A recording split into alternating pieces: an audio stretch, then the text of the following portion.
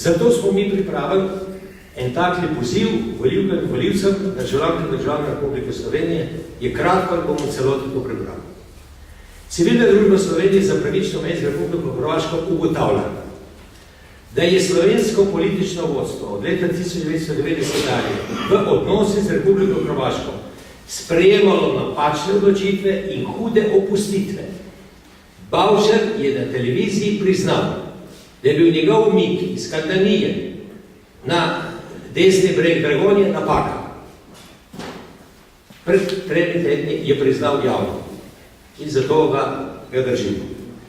Da bi preprečili usodne napake, pozivamo vse državljanke in državljane Republike Slovenije v Sloveniji po svetu, da na volitvah poslank in poslancev državnega zbora septembra 2008 oddajo svoj glas tisti politični opciji kandidatov za poslanca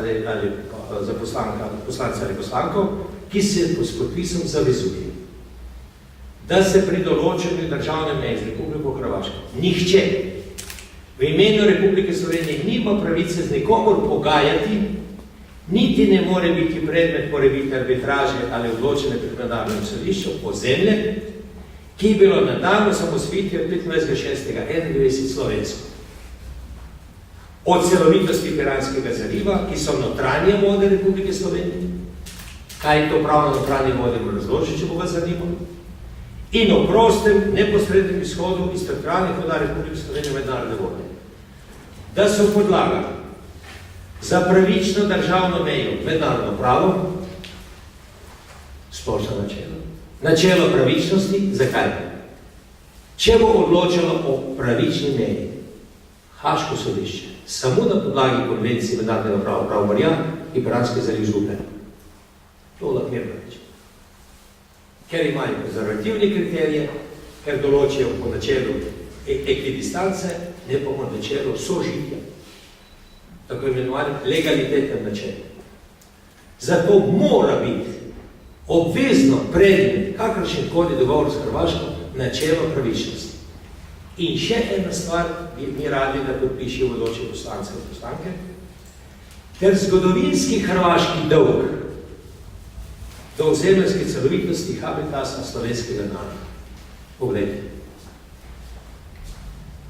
Slovenija je v tem delu nastala tudi po razpadu svobodnega tržaškega ozemlja. 140.000 duš naših je ostalo v Italiji, da je Jugoslavija dobila celo isto.